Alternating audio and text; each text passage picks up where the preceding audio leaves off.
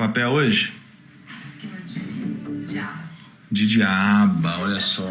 Tá toda de vermelho. Muito bom, muito bom. Vamos lá, vamos com calma. Semana passada a gente começou um desafio de 5 dias. E aí acabou que quando a gente estava chegando no 5º dia, percebemos que não ia dar tempo de terminar. E eu falei, quer saber? Vamos prolongar esse desafio, né? Eu não estou com nenhum compromisso aqui de fazer algum grande lançamento, não vou abrir turma para minha mentoria, para o meu treinamento, nada disso. Só estou de fato compartilhando um conteúdo que eu gosto, um livro que eu sou apaixonado, tá? Então, espero que vocês estejam gostando. Decidimos então no nosso 5º episódio de não fazer o 5º episódio na sexta-feira passada. Por quê? Porque a gente vai fazer hoje o 5º episódio, 6º episódio amanhã, 7º episódio na quarta, tá? Porque de fato não ia dar tempo de a gente terminar o livro, tá? Mas agora vai, temos 3 dias, então mais 3 episódios, ok?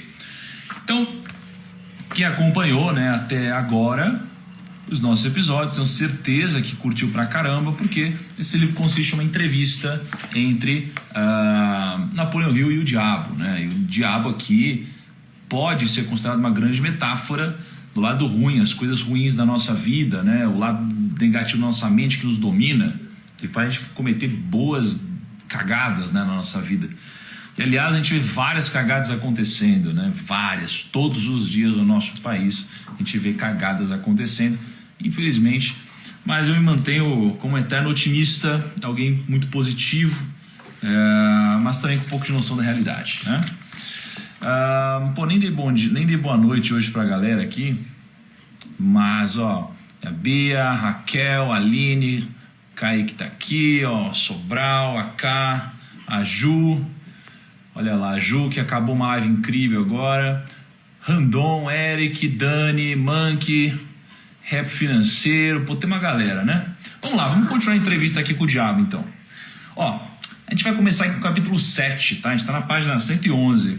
Basicamente, a gente vai falar sobre as sementes do medo, tá? E aí você pensa, Thiago, será que esse livro tem alguma aplicação prática na minha vida? Será que isso aqui vai mudar algo na minha vida? Eu tenho certeza que pode mudar algo na sua vida, mas só vai depender, claro, de você. Na minha vida ele mudou. Eu já contei a história de quando eu li esse livro, como que foi. Mas então vamos lá, Napoleão começa, né? Seguidamente fica imaginando por que a sua oposição, que nós humanos chamamos de Deus, ou um lado positivo, simplesmente não aniquila você. Você sabe me dizer por quê? Então o Napoleão está dizendo assim, por que esse lado positivo, que é tão mais forte, que é tão power, por que não acaba então com esse lado negativo, né? E aí o diabo responde, porque a força é tanto dele quanto minha. E essa força está tão disponível para ele quanto está para mim. Tá? E aí, se você não entendeu o que ele quis dizer, olha aqui, ó. Aí ele continua. Você faz uma afirmação que não me parece muito palpável. Você tem como provar o que está afirmando? E aí ele fala, sim, mas seria muito melhor se você provasse por si mesmo. Olha a inteligência do diabo aqui. A palavra do diabo não me parece que tenha muita validade entre vocês, humanos pecadores, nem a palavra de Deus. Na verdade, vocês temem o diabo e não confiam no seu Deus. Olha que foda que ele fala. O que está acontecendo aí? Basicamente, olha o que o diabo responde. Ele diz assim, ó, na verdade, vocês temem o diabo e não confiam no seu Deus. O que ele está dizendo aqui, basicamente? Que a gente tem medo das coisas, a gente tem medo de tudo que é ruim, a gente tem medo da pobreza, a gente tem medo da morte, a gente tem medo de uma vida mesquinha, a gente tem medo de perder o amor das pessoas, a gente tem o medo da crítica, a gente tem o medo de tudo. Ou seja, tudo, e nesse caso que é acreditado ao diabo, né, que é o lado negativo. Mas a gente não só tem medo de tudo, como a gente também não crê em algo positivo. Então, se a gente tem medo de tudo e além de tudo não crê em algo positivo, o que nos resta? O que nos resta é esse foco, né, esse medo do mundo. Esse medo de tudo. E se a gente tem um medo, lembra o que acontece? Que a gente viu nas primeiras lives? O que a gente viu o diabo, ou seja lá o que for, lado negativo das coisas, coloca uma semente negativa num espaço não ocupado na nossa mente. E aí ela começa a germinar. E aí, mais foda ainda, é quando o diabo responde assim, ó: fiz com que fosse atrativo para vocês usar o poder da inteligência infinita a fim de obter fins negativos por meio da ganância, da avareza, da luxúria, da inveja e do ódio. Olha que absurdo. O que ele quis dizer aqui foi assim: a gente fala que não, a gente pode acessar a inteligência infinita, né? O que é inteligência infinita aqui para ele? Inteligência infinita é o seguinte: basicamente, eu vou tirar um pouquinho o chat aqui, daqui a pouco eu coloco de novo. A inteligência infinita é assim, ó. Napoleão Hill tem um conceito que ele fala sobre isso, essa tal inteligência infinita, que é basicamente uma inteligência. Essa água é sua, Kaique? Consegue pegar uma para mim, por favor? Que é basicamente uma inteligência que só é acessada através de uma mente mestra, né? O que é uma mente mestra, segundo Napoleão Hill? É quando você junta duas pessoas e elas, trabalhando em harmonia, formam uma terceira mente, que é a junção dessas daqui, e é muito mais poderosa do que elas isoladas, né? Quando a gente acessa uma mente mestra, a gente consegue acessar a inteligência infinita do mundo. É como se a gente expandisse tudo que a gente conseguisse fazer, né? Só que isso daqui geralmente traz grandes resultados.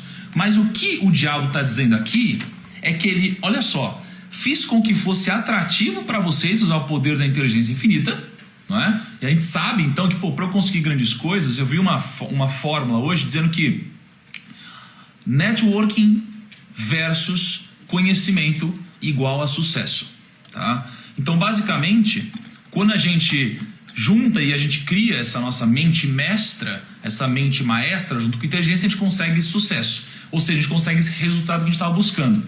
Só que aí como que o diabo te pega? Porque como a gente já sabe disso, ele te pega te fazendo usar isso, usar essa mente mestra, mas para que você obtenha fins negativos, né? Então, quando você quer, por exemplo, ter muita grana só para ostentar, né? Quando você usa a mente mestra para você acessar muito poder só pelo poder em si como um fim e fazer coisas negativas ao mundo, né? Quando você usa todo mundo e você chega no topo sozinho, você conseguiu chegar lá, mas depois disso você só faz coisas ruins, você acaba sendo uma pessoa triste no final das contas. Então isso tudo é uma forma que o diabo tem de pegar a gente no final, só que travestindo isso de uma coisa positiva, tá? Então quando a gente fala, não, trabalhar muito e tal, isso tudo parece que é algo muito positivo, não é? Mas às vezes ele coloca uma motivação aqui dentro, uma motivação negativa. É uma motivação de que é pra gente simplesmente ser ganancioso, é luxúria, é coisa assim, tá? Isso aqui vai ser ruim na nossa vida. E aí lembra que a gente falou do ritmo hipnótico? Ritmo, né? Porque é algo ritmado, hipnótico, porque a gente fica hipnotizado numa direção e aí a gente acaba entrando num ritmo hipnótico que pode ser positivo ou negativo e traz uma consequência ruim. Então olha o que ele diz aqui, ó. O Napoleão Hill pergunta: o ritmo hipnótico, por acaso, é algo que se parece com um ímã que atrai coisas que têm uma afinidade magnética? Isso está correto? Então ele está perguntando assim: o ritmo hipnótico ele é quase como um ímã que atrai coisas como o magnetismo, né? Atrai coisas assim? E aí eu anotei isso daqui porque a resposta do diabo foi muito boa. Olha o que ele diz: sim, isso está correto. Esse é o motivo de porque todos aqueles que são orientados para a pobreza acabam acumulando-se nas mesmas comunidades. Isso explica aquele velho adágio: a miséria adora a companhia. Isso também explica porque as pessoas que começam a se tornar bem-sucedidas em qualquer tarefa acham que o sucesso multiplica com muito menos esforço, conforme a passagem do tempo. Vou tirar o som aqui. Todas as pessoas bem-sucedidas usam ritmo hipnótico, tanto conscientemente quanto inconscientemente, esperando e exigindo sucesso. A exigência torna-se um hábito. O ritmo hipnótico toma conta do hábito e a lei da atração harmoniosa traduz o seu equivalente físico, né? Por que eu coloquei isso daqui? Por que eu achei tão boa essa resposta? Porque eu me identifico muito com um trechinho específico aqui, que é o seguinte, ó. Aqui, ó. Isso também explica porque as pessoas que começam a se tornar bem-sucedidas em qualquer tarefa acham que o sucesso multiplica com muito menos esforço conforme a passagem do tempo, tá? Na minha vida, isso aconteceu. Sozinho. Na minha vida isso aconteceu. O que eu percebo existe um divisor de águas na nossa vida.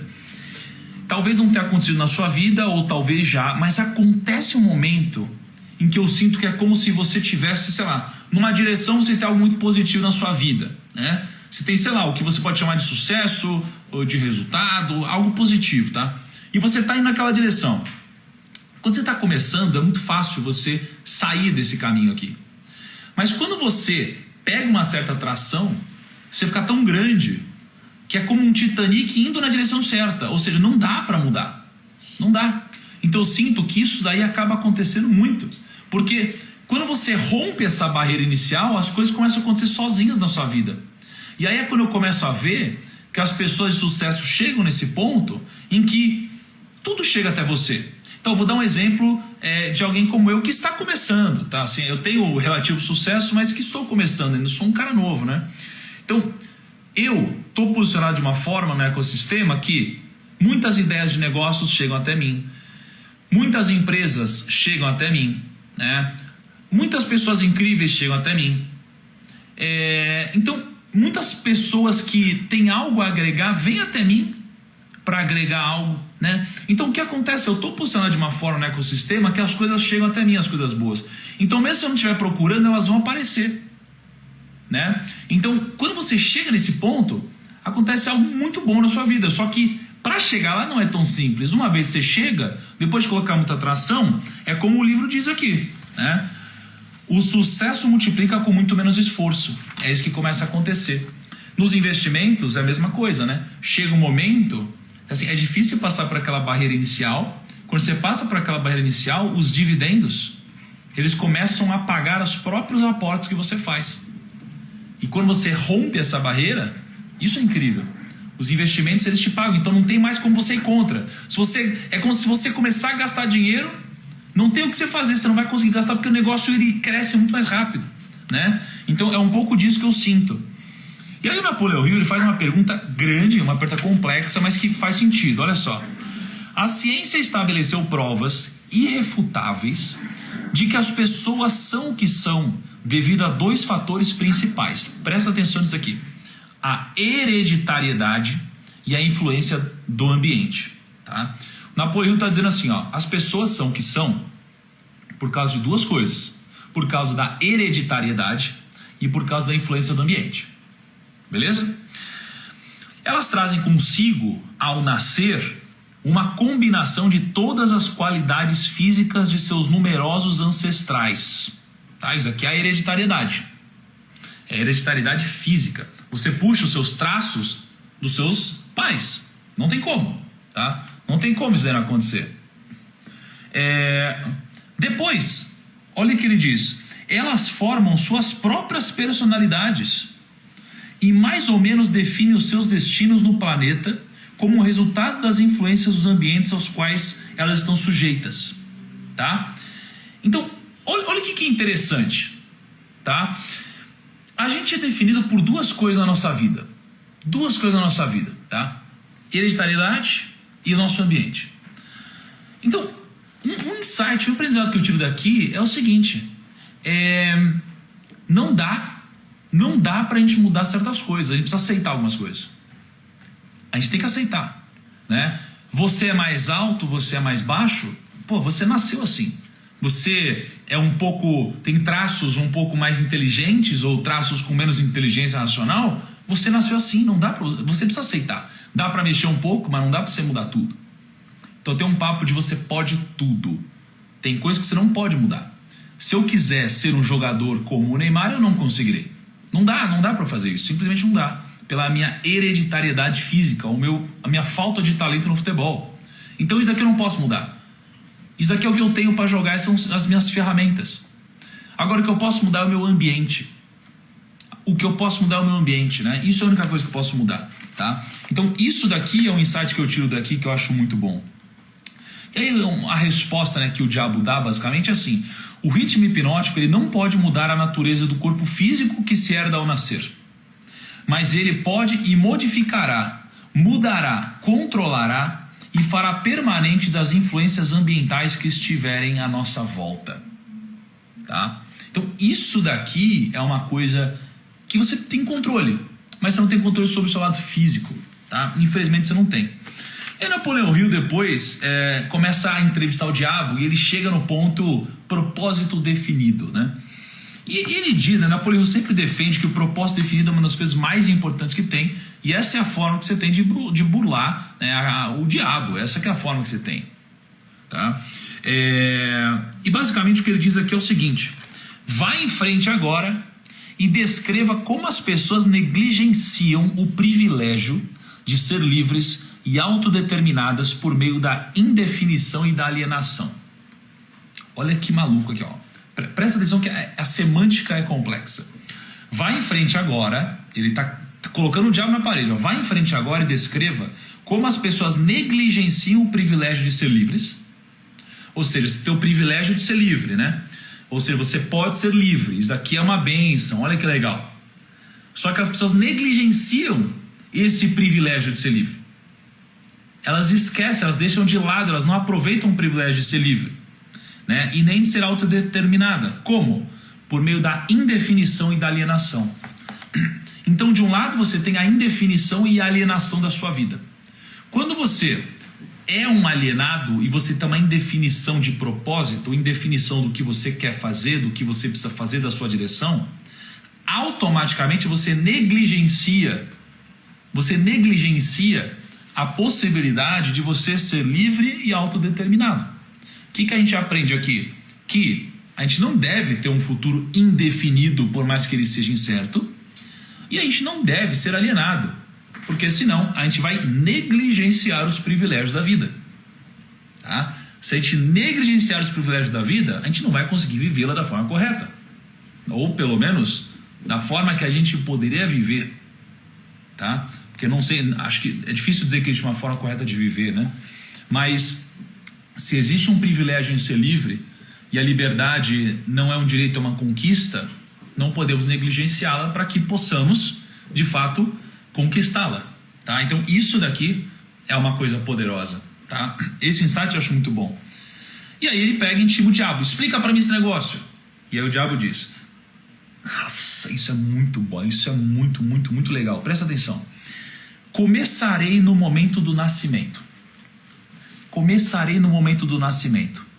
Quando uma criança nasce, ela traz consigo nada além de um corpo físico, representando os resultados da evolução de milhões de anos de seus ancestrais. Então o que o diabo está dizendo aqui é: quando uma criança nasce, ela nasce carregando consigo toda a evolução física que os humanos antes dela tiveram. E aí depois ele conta: a sua mente é um branco total.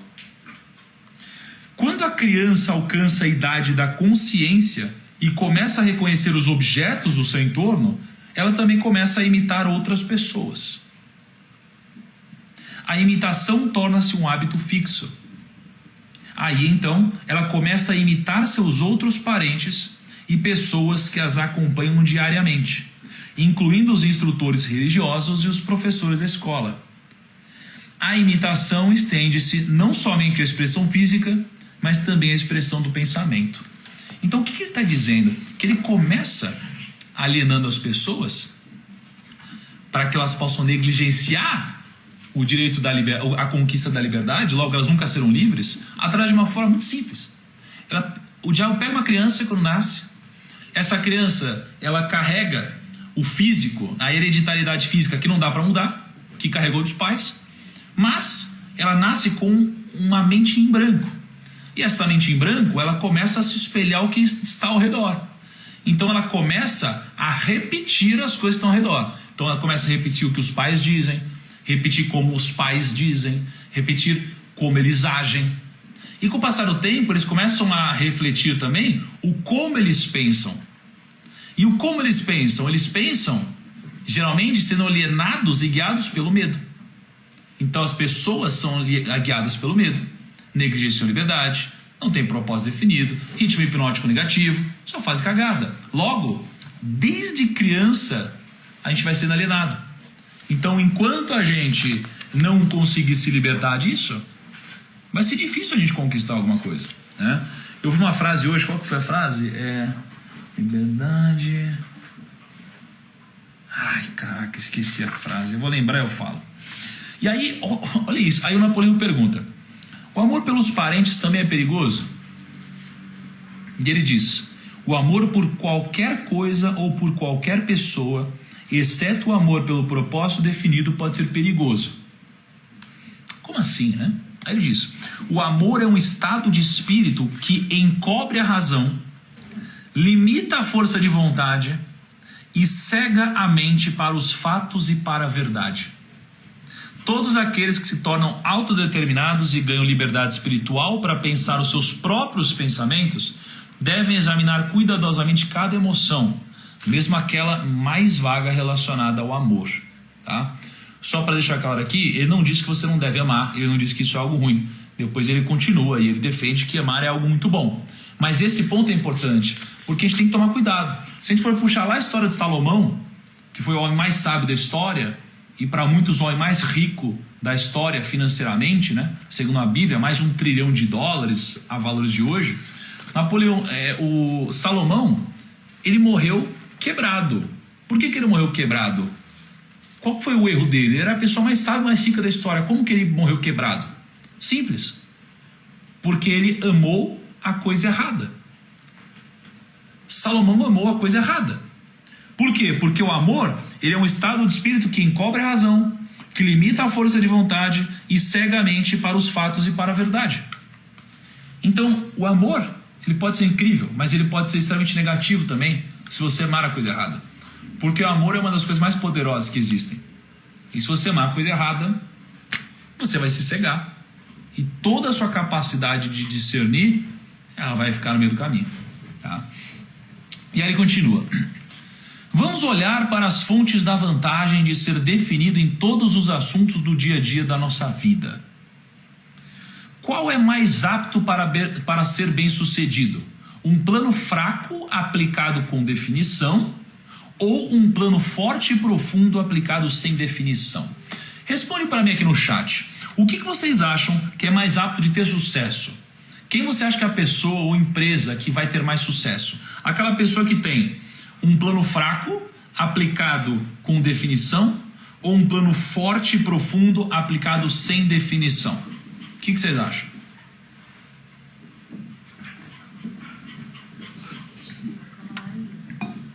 Olha o Norton aí. Onde está o seu coração, aí está seu tesouro. Muito bom, cara. O que está mais apto a atingir sucesso aqui é um plano fraco com definição. Tá? Planos fracos têm um meio de se tornarem fortes se forem aplicados com definição. Esse que é o grande ponto. Tá? Os planos podem crescer, eles podem otimizar, desde que eles sejam com definição. Tá? E aí ele pergunta, em outras palavras, se não se consegue estar sempre certo, então se deve ser sempre definido? Olha que inteligente. É isso que você está tentando me fazer entender? Ou seja, a gente fica sempre tentando estar certo.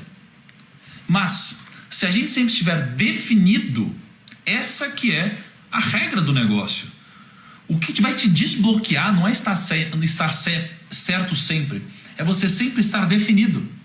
Porque o diabo responde, essa é a ideia. As pessoas que são definidas, tanto em seus planos quanto em seus objetivos, aceitam derrotas temporárias como sendo um sinal para que façam um esforço maior. Você pode ver por si mesmo que esse tipo de política está fadada a ganhar se for feito com convicção. Então não queira estar certo, queira estar definido. Esse é o segredo do negócio. Tá? E a última pergunta que Napoleão Hill faz para o diabo hoje é a seguinte: um plano baseado em fins imorais, essa daqui vai explodir, ó. Um plano baseado em fins imorais ou injustos será tão bem sucedido e de forma tão rápida quanto um plano motivado por um senso apurado de justiça e moralidade? Então, olha o que Napoleão está perguntando aqui. Imagina, você tem um plano incrível, só que com fins que são imorais, com coisas ruins. É um plano de roubar alguém, por exemplo, é um plano de assaltar um banco. E do outro lado você tem um plano ruim, mas para fazer algo moral, para salvar o mundo, para ajudar as pessoas. E aí ele pergunta aqui, né? Assim, cara, será que um plano com fins imorais, eles vão ser tão bem sucedidos assim? Ou não? E a resposta é incrível. A resposta é essa, ó. Por meio da operação da lei da compensação, presta atenção que essa é a última resposta do capítulo, tá? Por meio da... eu vou ler pela última vez a pergunta, só para deixar claro. Um plano baseado em fins imorais ou injustos será tão bem sucedido de forma tão rápida quanto um plano motivado por um senso apurado de justiça e moralidade? Ele responde: por meio da operação da lei da compensação, todos, sem exceção, colhem aquilo que plantam. Perfeito? Se você plantou algo, você vai colher aquilo. Seja isso bom, seja isso ruim. Tá? Planos baseados em motivos injustos ou imorais podem trazer sucesso temporário. Mas sucesso duradouro deve levar em consideração a quarta dimensão. A quarta dimensão é o tempo. O tempo é o inimigo da imoralidade e da injustiça. O tempo é o inimigo da imoralidade e da injustiça. Ele é o amigo da justiça e da moralidade. O fracasso em reconhecer esse fato como verdadeiro tem sido responsável pela onda de crimes entre jovens do mundo inteiro.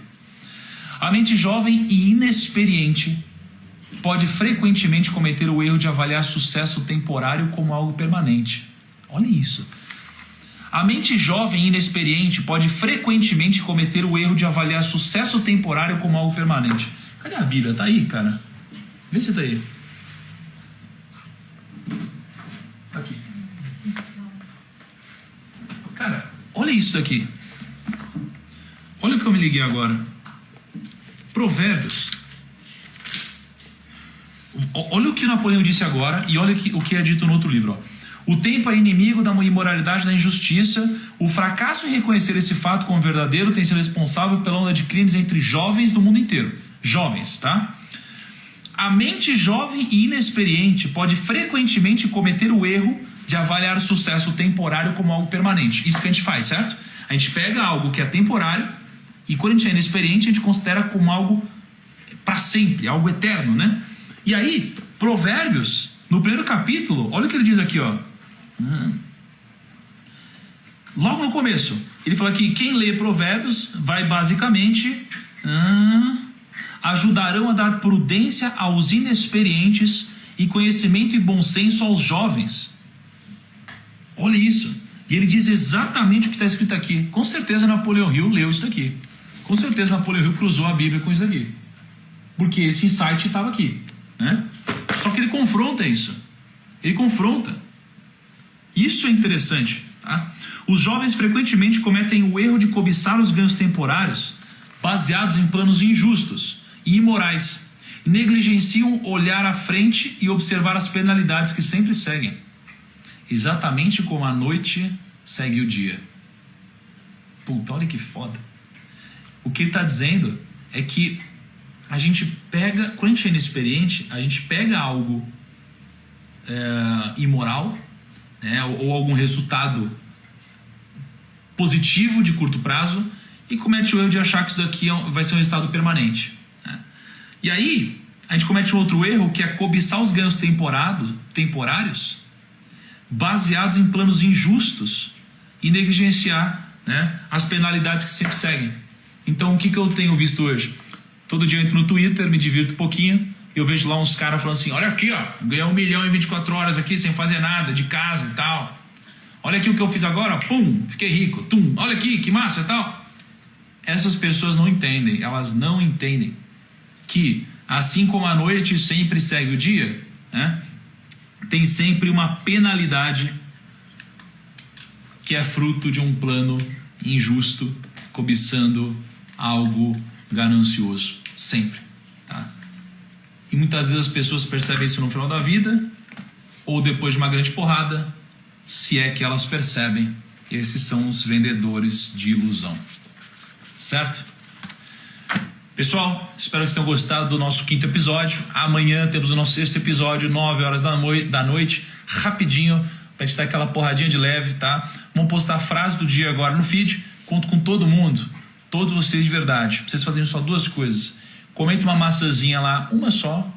Marca alguém que deveria ter participado da live e compartilha nos seus stories. É só clicar no aviãozinho e postar nos stories me marcando, tá bom? Fico muito feliz, isso ajuda pra caramba esse conteúdo que merece chegar a mais pessoas, tá bom? Grande abraço, espero vocês amanhã.